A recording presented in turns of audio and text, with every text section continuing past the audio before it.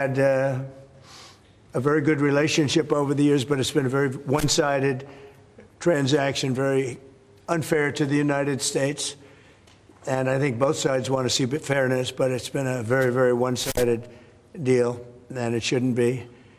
And so we're here with her very brilliant staff, and hopefully we'll resolve a few issues.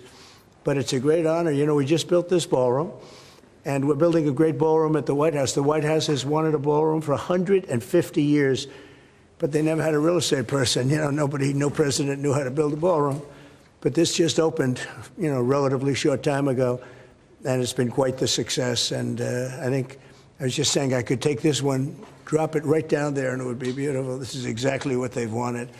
But it's an honor to have you at the new ballroom at Turnberry. And thank you very much. Thank you. Thank you very much, Mr. President. Thank you very much for inviting me here. Indeed, it is today about trade between the European Union and the United States.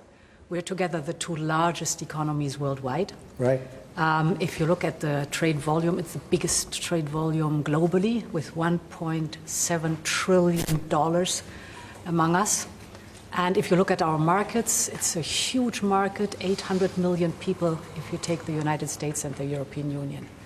So I'm very much looking forward to the discussions we will have now. Our staff have done some of the heavy lifting, but now it's on us. Yeah. And you're known as a tough negotiator and deal maker. But what is in front? And fair. And what is in front of us? That's less important. If we are successful, I think it would be the biggest deal each of us has ever struck. So I'm very much looking forward. Ever struck by anybody? That's true. Yeah. That's true. Right now we have that that honor goes to Japan. We just struck a deal with Japan, as you know, and we're very close to a deal with China. We really sort of made a deal with China, but we'll see how that goes. And we have numerous other deals, and mostly I'm just going to charge tariffs, and you know, it's not a deal per se, but people are going to pay tariffs, and we're doing them at the low end, not the high end, because we don't want to hurt anybody. And pretty well, but you and I both figured this is really the biggest trading partnership in the world, so we should give it a shot, right? Yeah. Very much looking forward to that. Oh, thank you very much. I do too. Any questions, please? On Friday, you put the chances of a deal at 50%, maybe less. It seems like you're in quite a good mood. How would you rate those chances now? I'm actually not in a good mood, but I will tell you, I think the chances are, yeah, I think Ursula would say, probably 50-50 of making a deal. I hope, you know, I'd like to make a deal. I think it's good for both, but yeah, I'd say 50-50. And what would you say the main sticking points are in this move? We have 3 or 4 sticking points. I'd rather not get in. We'll be discussing them, but I think the main sticking point is fairness. Okay, please. Why you're in a bad mood? Was it a bad morning of golf, or why you're not in a good mood? No, the golf was beautiful. Golf can never be bad, even if you play badly. It's still good. If you had a bad day on the golf course, it's okay. It's better than other days.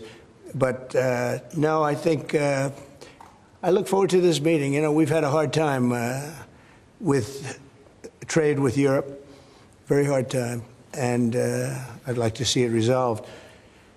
But if it isn't, we'll, you know, have tariffs, and they'll do what they have to do. But we have a good chance of getting it resolved. We'll probably know in about an hour. Shouldn't take that long. It's, you know, it's complicated, but not really complicated when you get right down to it, right? Well, Pharmaceuticals. August 1st deadline? Is there any chance that gets? No. The August 1st is there for everyone. The deals all start on August 1st. Most of the deals, other than steel and aluminum, which we've been getting 50% tariffs from, I guess, just about everybody, and those have come in, and we've taken in, you know, hundreds of billions of dollars just on steel and aluminum. You've seen the numbers. We had a tremendous amount of money come in over the last month, and it's coming in, you know, very rapidly, which is fair. We have a lot of steel mills and plants, aluminum mills and plants being built.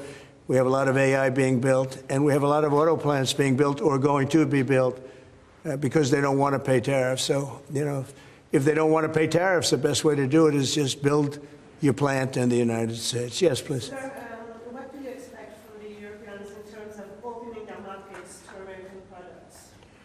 Well, they have to open up to American products. You know, we're open to European products, and we have been for forever. I don't think we have, we just about don't have any, I don't think we have any product we say you can't sell.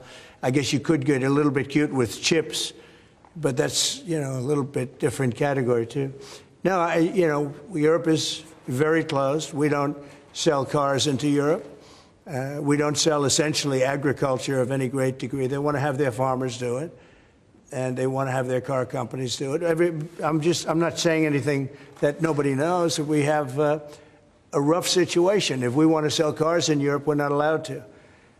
And as you know, they sell millions and millions of cars, Mercedes, BMW, so many different, Volkswagen, so many different cars, and so many millions of cars. I would imagine number one, I didn't look at that, but I would imagine number one by far, more so than even Japan. Japan sells a lot of cars too. But the Japan deal worked out very favorable, you know, very good. I hope for them too. And that's what we want to do, make everybody happy. Yes, please. Mr. President, should Israel be doing more to allow food into Gaza? Say it. Should Israel be doing more to allow food into Gaza? What did you say? Should Israel be doing more to allow food into Gaza? Well, you know, we gave $60 million 2 weeks ago, and nobody even acknowledged it for food. And it's terrible. You know, you really at least want to have somebody say thank you. No other country gave anything. We gave $60 million 2 weeks ago for food for Gaza. And nobody acknowledged it. Nobody talks about it. And it makes you feel a little bad when you do that and, you know, you have other countries not giving anything. None of the European countries, by the way, gave. I mean, nobody gave but us. And nobody said, gee, thank you very much. And it would be nice to have at least a thank you. And I took a lot of heat. You know, when I do that, a lot of people aren't happy about that because they say, well, why are we doing it and nobody else? But I think we had a humanitarian reason for doing it. What's going to happen? I don't know. I can tell you that Hamas, as I said, would happen at the end. You know, we've gotten back a lot of hostages, a tremendous number of hostages, most of them. Now we have dead hostages, and the mothers want them back, and we have 20 people approximately, but that are living. But we have a lot of bodies, and the parents want those bodies as much as they would want their child if that child were alive. I met with parents that were, it was so sad. Sir, please get my son back. How is your son doing? Well, he's dead, but they have his body. And it's so important. It's more important. It's almost like more, but it's as important as if the child were living. These people were, I mean, they're devastated. And I said, when you get it down to a certain number, you're not going to be able to make a deal with Hamas. Because once they give them up, then they feel that that's going to be the end of them. And what I said is exactly true. You know, they had a routine discussion the other day, and all of a sudden they hardened up. They don't want to give them back. And so Israel's going to have to make a decision. I know what I do, but I don't think it's appropriate that I say, but Israel's going to have to make a decision. Mr. President, when you were in the Middle East, you talked about the images coming out of Gaza and starving kids. Those images are still going. Many of them are much worse. Thinner children, starving. What do you see or feel when you look at those images today? Well, it's terrible. You know, when I see the children, and when I see, especially over the last couple of weeks, and people are stealing the food, they're stealing the money, they're stealing the money for the food, they're stealing weapons, they're stealing everything. It's a mess. That whole place is a mess. The Gaza Strip, you know, was given many years ago so that they could have peace. That didn't work out too well. When Israel gave that up, whoever was the prime minister at the time, who I know who it was, but it was not exactly a very clever thing to do, because that was given so that they finally have peace, and it's actually made the situation worse. But we'll see what happens. I think Iran is acting up. I think that we have a lot of people acting. We have Venezuela acting up in a different way. They continue to send people that we rebuff to our border. They continue to send drugs into our country. Venezuela They've been very nasty, and we can't let that happen. But we have other countries too. We do have, and this is just getting a little off subject, but we have now the safest border we've ever had. And I think in many respects we probably have the most successful. And I say it all the time. Every leader, when I went to NATO the other day, every leader said, "You have the hottest country in the world." We have the hottest country in the world now. We're taking in hundreds of billions of dollars. We have the highest stock market we've ever had. We have the best numbers we've ever had. But we have hundreds of billions of dollars pouring into our country.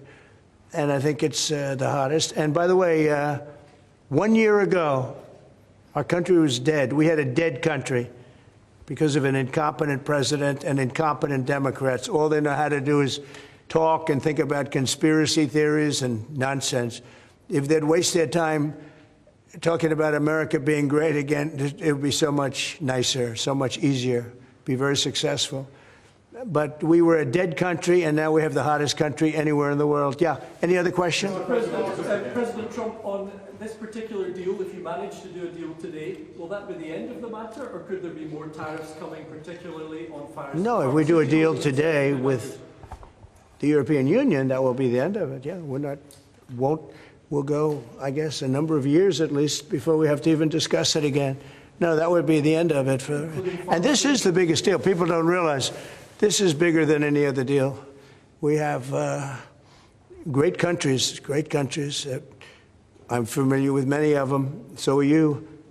And this is really the biggest deal. This is I guess we're the biggest out there, and they're the second.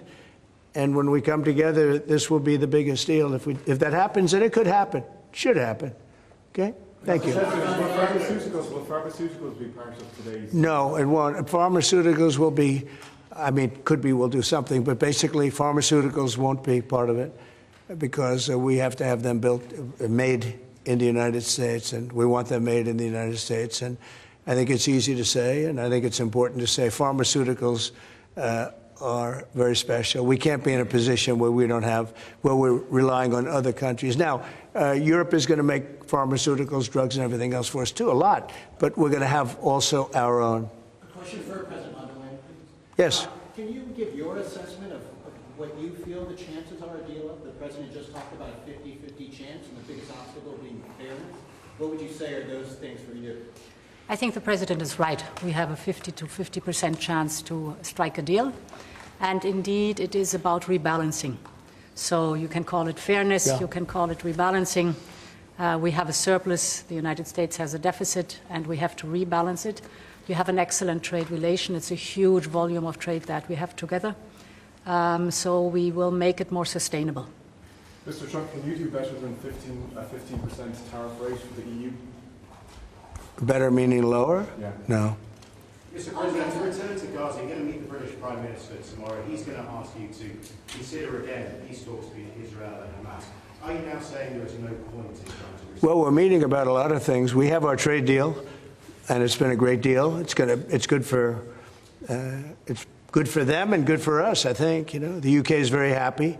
They've been trying for 12 years to get it, and they got it, and it's a great trade deal for both. It works out very well. But we'll be discussing that. I think we're going to be discussing a lot about Israel. They're very much involved in terms of wanting something to happen. He's doing a very good job, by the way. Also in Gaza, sir, did you speak with Prime Minister Netanyahu this weekend about getting more aid to Gaza? I talked to him, yeah, I did. I talked to him about a lot of things. I talked to him about Iran. I think Iran's been very nasty with their words, with their mouth. I think they've been very nasty. They got the hell knocked out of them, and I don't think they know it. I actually don't think they know it. They really do. The whole thing's a con job. We have a lot of con jobs going on.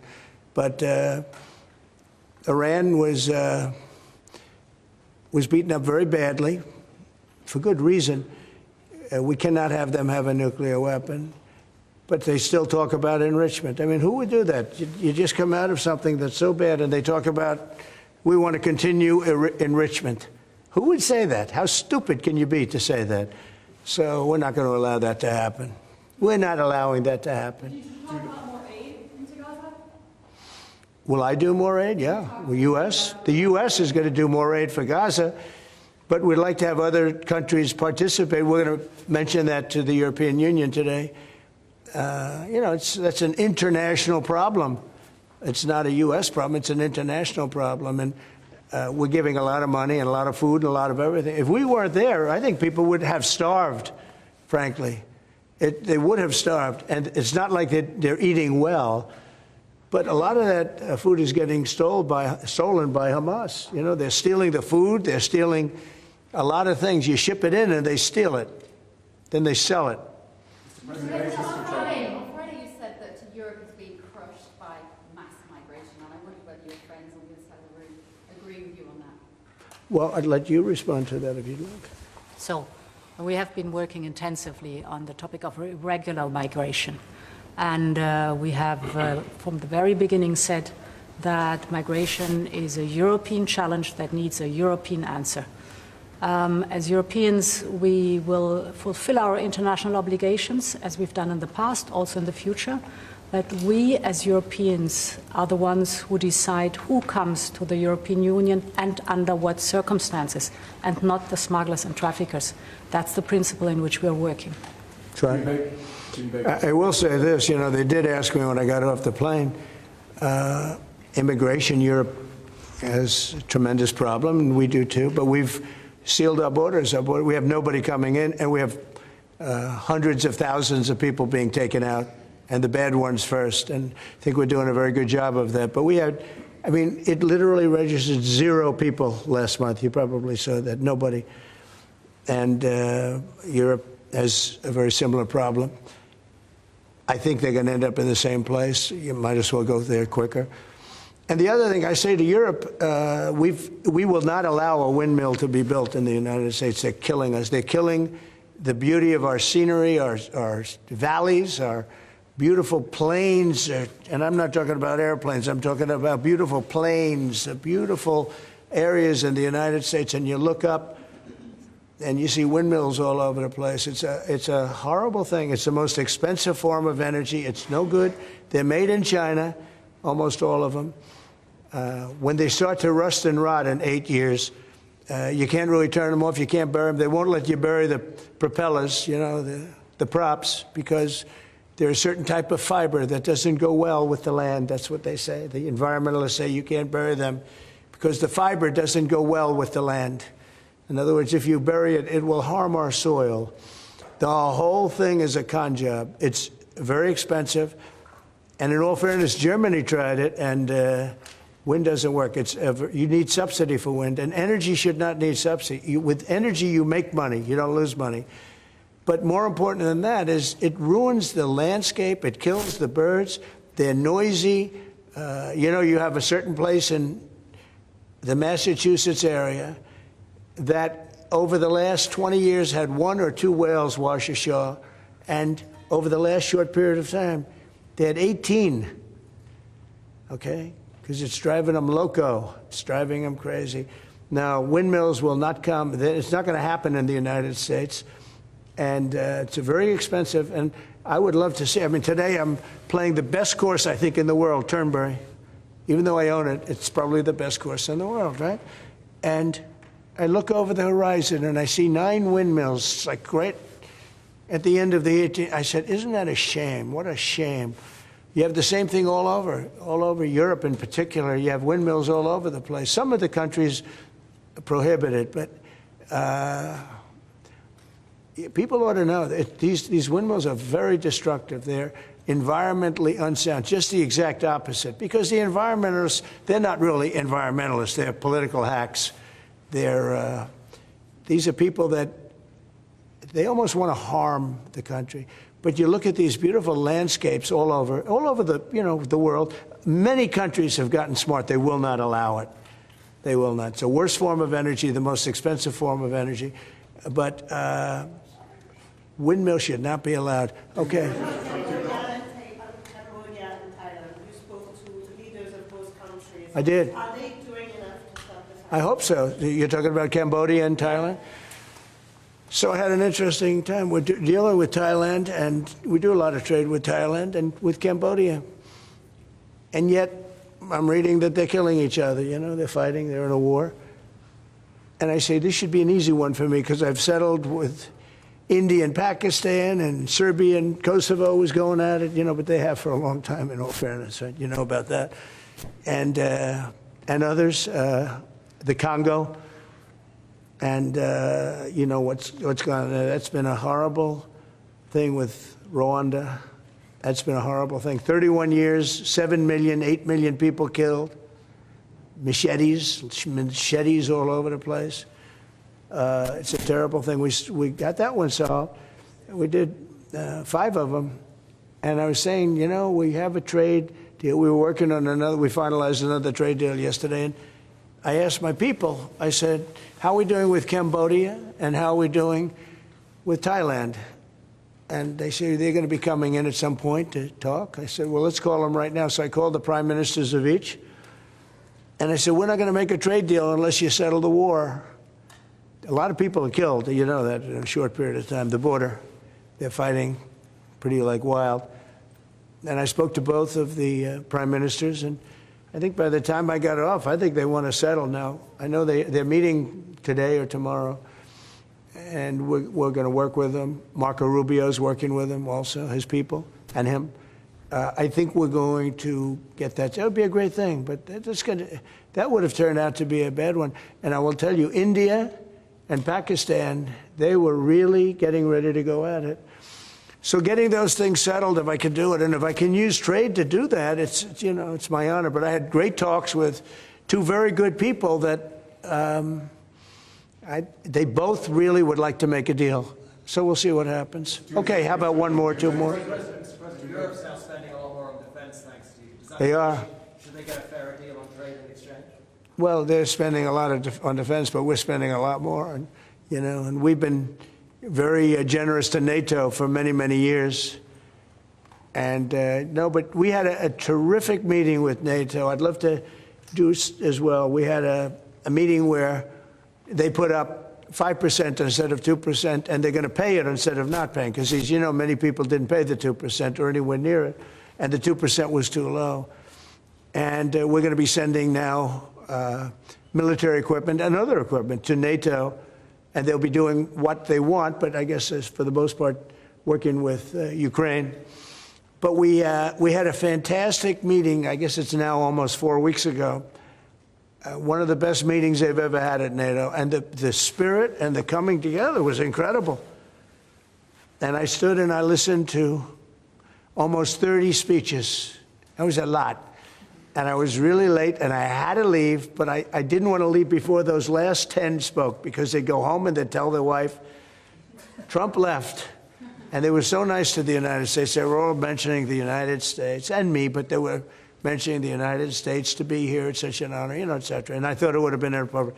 But I did stay. It was very hard, because I was extremely late for something else that was, you know, pretty important.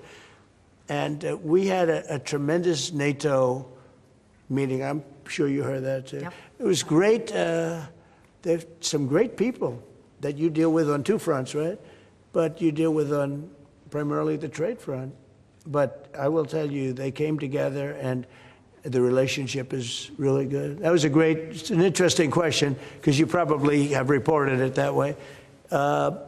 It really, we came together, and they went from 2% to 5%, which nobody would have thought that was even, who would even think that? Because they didn't want to be at 2%. All of a sudden, they're 5%. And that's the right number. And so it was a great honor. I got to know the heads of those countries really very well at that meeting almost a month ago. Okay? Thank you very much, everybody. We'll let you know what's happening. Thank you. Will you be visiting your Irish golf course anytime soon, Doonbeg? I will. I love Doonbeg. I'll go. It's not in the Strip, but I'll go soon. Okay? Thank you very much. Thank you. Thank you. Really good. Mr. President, where we came from. Thank you.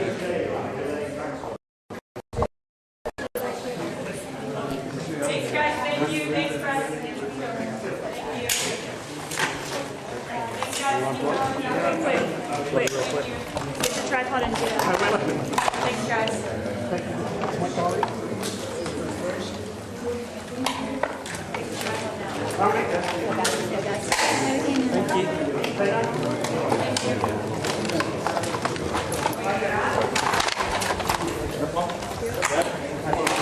Grab that foot. Lowest foot.